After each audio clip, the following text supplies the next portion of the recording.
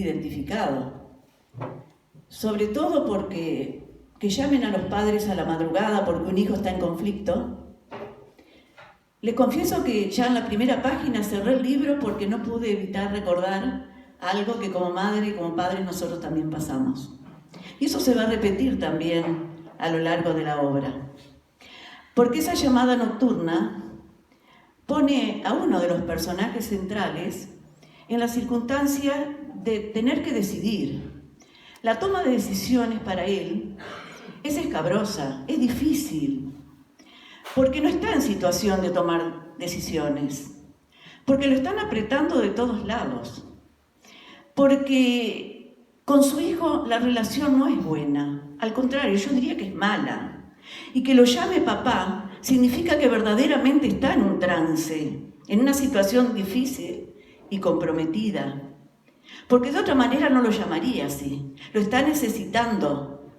Pero al mismo tiempo que sale, en el impulso para ir a socorrer a su hijo, también deja atrás un vacío, porque no tiene un acompañamiento de pareja. Al contrario, toda la responsabilidad ya sabe que va a caer en él verdaderamente. Por lo tanto, actitud y decisión van a ser las primeras formas que van a catalogar a este personaje. Y aquí se desencadena el drama.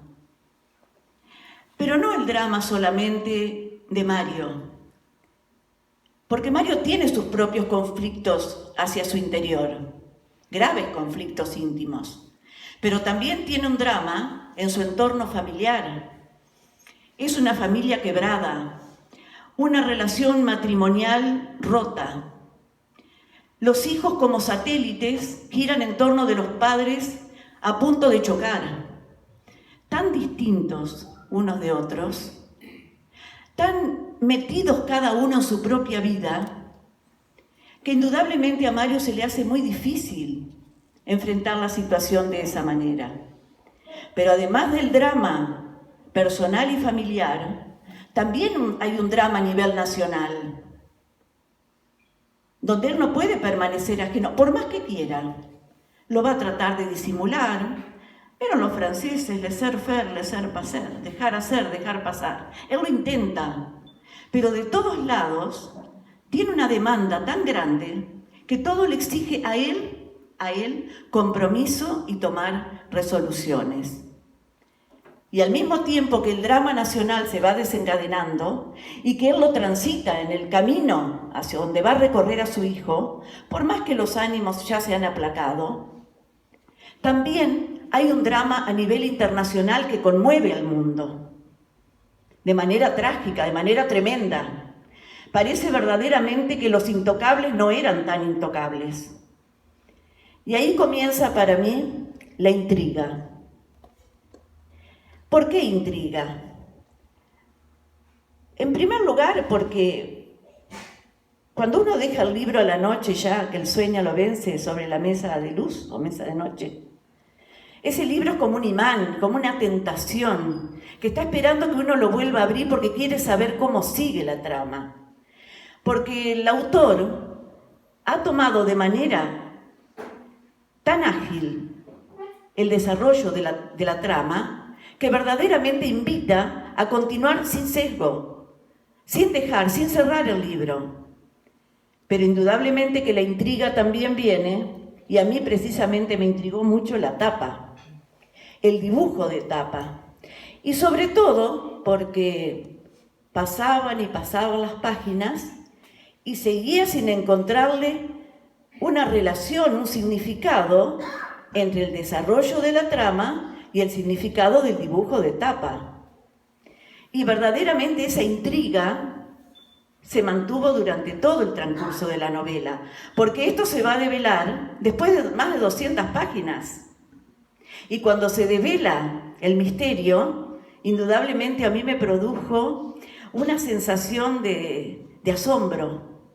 Me sentí verdaderamente asombrada cuando llegué a la conclusión de por qué estaba este dibujo en la tapa.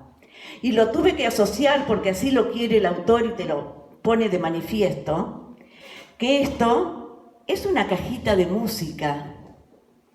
Es como una pianola que se mueve con un rollo de papel, con los muñequitos de torta que giran, todo en base a engranajes. Y así como esto es un objeto mecánico que necesita que la mecánica funcione bien, que esté aceitada, para que el resultado y el sonido sean buenos, a nuestros personajes de la novela también les va a pasar lo mismo.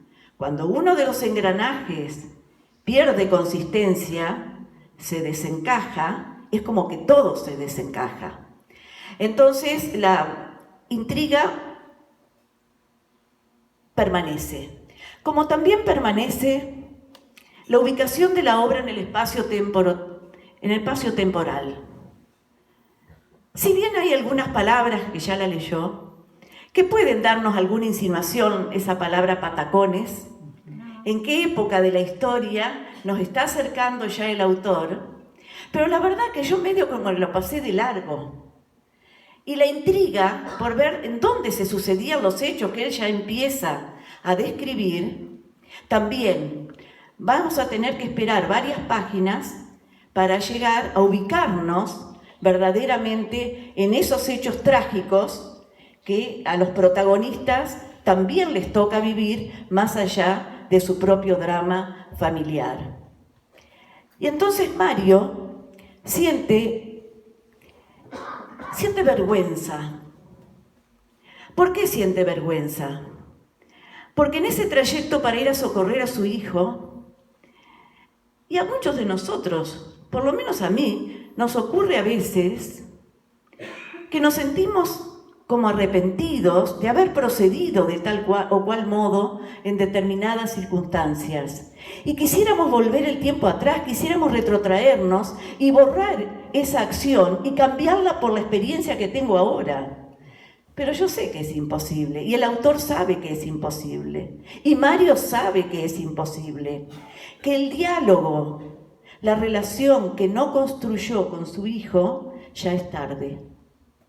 Porque el hijo ya ha crecido, él también, y él está en una vorágine de otros problemas que tal vez no le han permitido detenerse lo suficiente en el tiempo a reflexionar que esos satélites que veía todos los días en una época en su casa y que son sus hijos, se han ido desprendiendo, pero no quedaron los lazos cuando quedan que los hijos cobran su propio vuelo. No tendió lazos.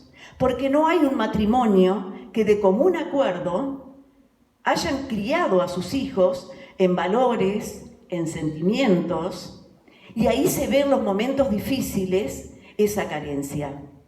Entonces, Mario siente que la vergüenza lo va invadiendo, y siente vergüenza de que el entorno familiar tampoco lo acompañe. ¿Por qué? Porque las circunstancias laborales se fueron tejiendo de tal manera y en una intrínseca relación familiar y laboral que también se produce una precipitación de los hechos en la fábrica que él creó y en la cual él dirige. Y todo eso lo va minando. Y de alguna manera en el transcurso de la obra todo eso aflora. Con maestría Carlos lo va presentando, porque no los presenta a los personajes, se presentan solos, con sus vocablos, con sus dichos, con sus expresiones, con sus reflexiones y más que nada con ese pensamiento que aflora pero que no se vuelca. Lo digo, lo tengo interiormente, pero no lo puedo decir. ¿Qué mujer no ha dicho por ahí, qué esposa, cuándo se irá de casa de una vez? Pero no lo dice. Entonces él no se va porque ella no lo dice. Bueno, algo parecido ocurre aquí. Cada uno de los protagonistas es como que Carlos los hace pensar en voz alta, pero el otro no lo escucha. Y son fuertes esos pensamientos, son muy profundos. donde pone en evidencia, a través de ese pensamiento personal, qué es lo que piensa cada uno del otro. Y ahí nos presenta el plano auténtico de lo que es cada uno en ese grupo familiar, verdaderamente con una claridad extraordinaria. Pero toda esta trama y este drama no está exento de una pizca de erotismo que Carlos, a mi modo de ver, maneja con maestría. Es una pizca de erotismo, o sea, aquello que se insinúa pero no se muestra. Y está puesto, a mi modo de ver, en el momento justo, cuando uno menos lo piensa. Yo no sé si él quiere provocar una distracción, porque, bueno, tal vez yo como mujer, pero un hombre que lea probablemente le va a producir otro tipo de sensación. Pero la lectura obliga a que se continúe. Y esa pizca de erotismo, indudablemente que se va a repetir a lo largo de la obra. ¿Pero por qué? Porque forma parte de la trama. Porque es precisamente ese erotismo disimulado el que va a hacer que algunos de los personajes provoquen situaciones impensadas, como por ejemplo la infidelidad. La infidelidad viene a partir de ese erotismo insinuado. Se lo busca para que lo ayude en un momento difícil y se lo usa para cubrir esos vacíos que han ido quedando en la relación familiar. Entonces, a partir de ahí viene el reproche. Verdaderamente el reproche por no haber sabido manejar la situación de la forma correcta o la más conveniente. Sobreviene el descontento, porque Mario, además, cada vez que vuelve a su casa, él siente humillación. Cada vez que va al trabajo, siente humillación. E incluso la siente para consigo mismo. Es una suma de humillaciones, como el producto, como el fruto de aquello que no supo construir. Y entonces, uno de los reproches, a mi modo de ver, más significante que encontré, es cuando él recuerda a su padre, ya muerto, que gustaba de plantar ciruelos. Y por ahí dice, los frutos hay que recogerlos cuando están maduros en la planta, porque en el suelo se pudren. Y eso es lo que le pasó a él con sus hijos. No los arrancó maduros, los dejó caer. Y si bien queda alguno todavía por salvarse, no los ve a los otros que puedan tener oportunidades de recuperación. Y eso le duele, lo siente profundamente y se lo reprocha. Entonces, uno piensa también que ese lamento tiene su cuota de bonanza. ¿Por qué bonanza? Me gustó esta palabra, porque no todo es drama, no todo es clamor, no todo es desilusión. Creo que la bonanza yo la identifiqué con la madre de Mario, ese ser dulce, viejita, sola, en donde Mario creo que es el único lugar en el mundo donde él va a encontrar un reducto de paz, donde ir a refugiarse en las faldas, cobijado por su madre, aquella que siempre lo está esperando y que él poco y nada la va a visitar. Y también se reprocha, también tiene remordimientos. Y el otro personaje de bonanza es el hijo menor de Mario, ese que permanece como un poco ajeno a las circunstancias porque es adolescente, y cuando uno es adolescente es como que la vida es bella. Como que los acontecimientos nacionales, y bueno, es cosa de mayores, le dice un amigo, porque de repente él quiere involucrarse en las marchas, los cacerolazos. ¿Van entendiendo la ubicación temporal? Las calles repletas de gente, bueno. Entonces, este joven Javier es de una dulzura tremenda y se siente solo. Va a su casa, está su papá, está su mamá. Sus otros dos hermanos no están, porque uno de ellos, como ustedes escucharon, ha tenido un conflicto muy grave, por cierto, un accidente. Y la otra hermana, bueno, después se verá. Pero él, a pesar de tener el grupo familiar presente, se siente solo, tremendamente solo. Tan solo que cuando se va a recibir no va nadie. No va nadie. En un primer momento. Eso los dejo con la incógnita. Entonces hay otro elemento que ya no es ni una persona, ni un sentimiento, pero que a mi modo de ver juega un rol importantísimo en todo esto, y que es la moto. La moto, si bien es un objeto material, a mi modo de ver, es un recurso que el autor utiliza para mostrar los sentimientos, el apego. ¿Qué joven no quiere andar en moto? ¿Y por qué quieren andar en moto? ¿Qué significa la moto? Y libertad, velocidad. Soy dueño de la vida. Así se estrellan también. Pero cuando uno es joven cree que es eterno. Y acá el hijo de Mario también lo mismo. Pero esa moto va a tener un significado a través de toda la obra, porque esa moto va a permanecer. De alguna manera u otra va a tener un rol protagónico importante. Y sobre todo me asombró de forma extraordinaria al final de la obra, cuando verdaderamente esa moto cobra un protagonismo verdaderamente impensado. Entonces, cuando los hechos se precipitan, cuando Mario necesita calor, necesita amor, necesita ternura, se da cuenta que se ha dejado estar y se ha aislado de todo. Y me voy a permitir leer un pequeño párrafo que seleccioné y que creo que de alguna manera muestra el autor.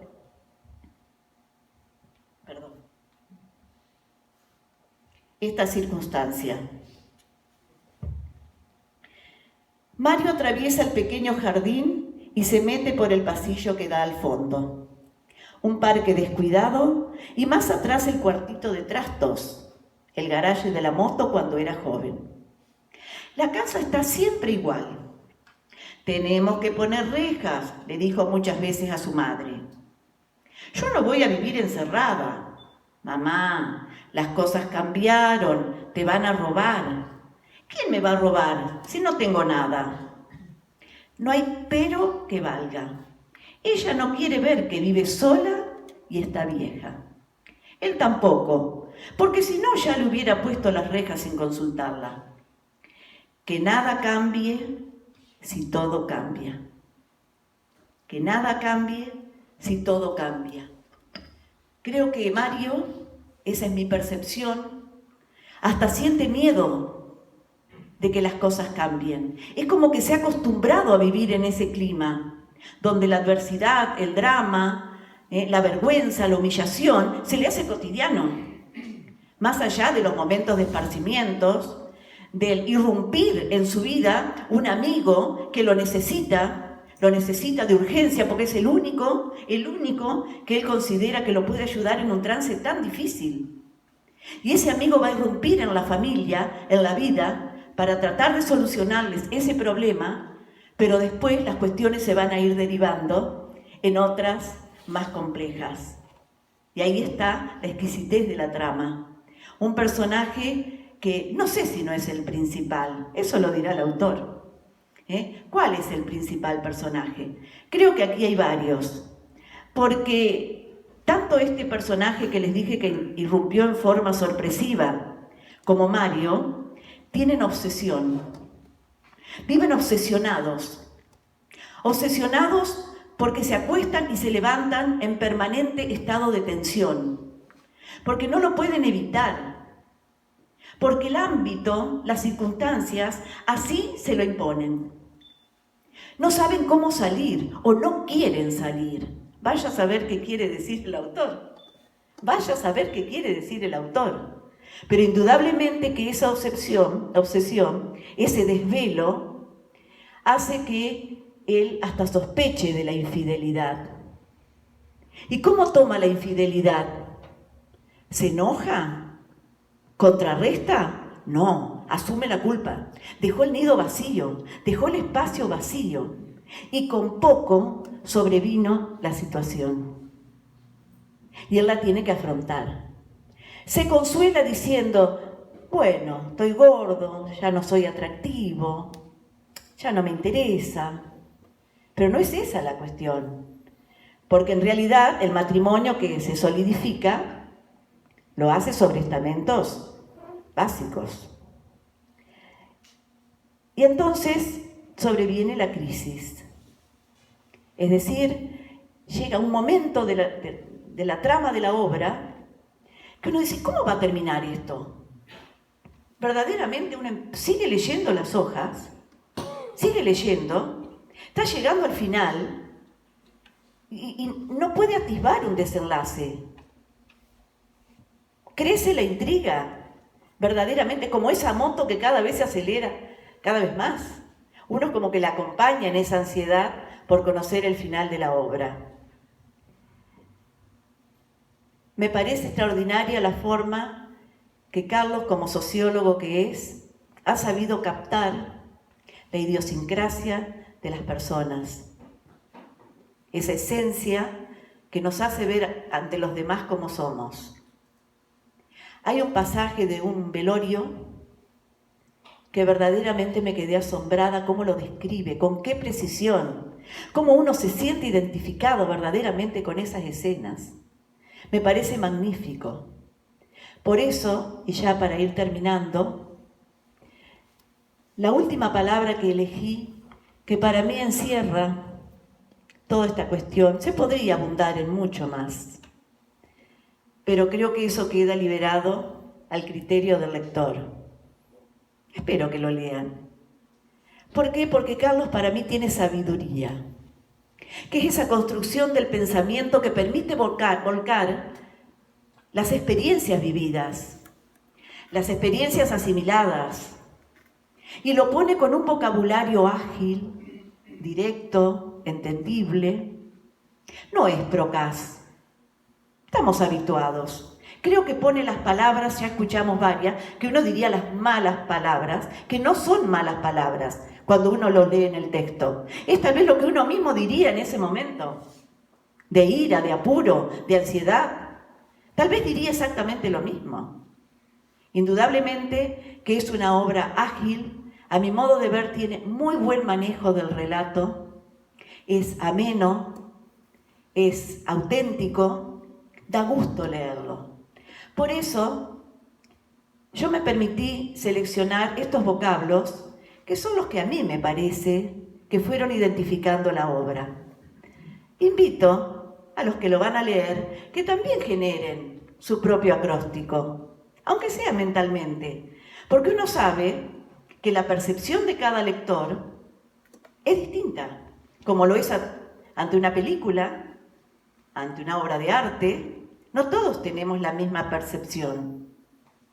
Y mejor que sea así, indudablemente. Pero yo creo que la sabiduría, yo admiro a las personas que tienen sabiduría y que saben transmitir todo aquello para el cual después nosotros nos vamos a regocijar. Esa pasión que uno siente, no digo envidia, o yo no envidio, pero admiro a los que saben escribir esto. Y todo aquello que uno puede deleitarse en los campos del arte, de la literatura, de la pintura, de todas las ramas del arte. Y yo creo que estamos ante una obra que verdaderamente vale la pena ser leída.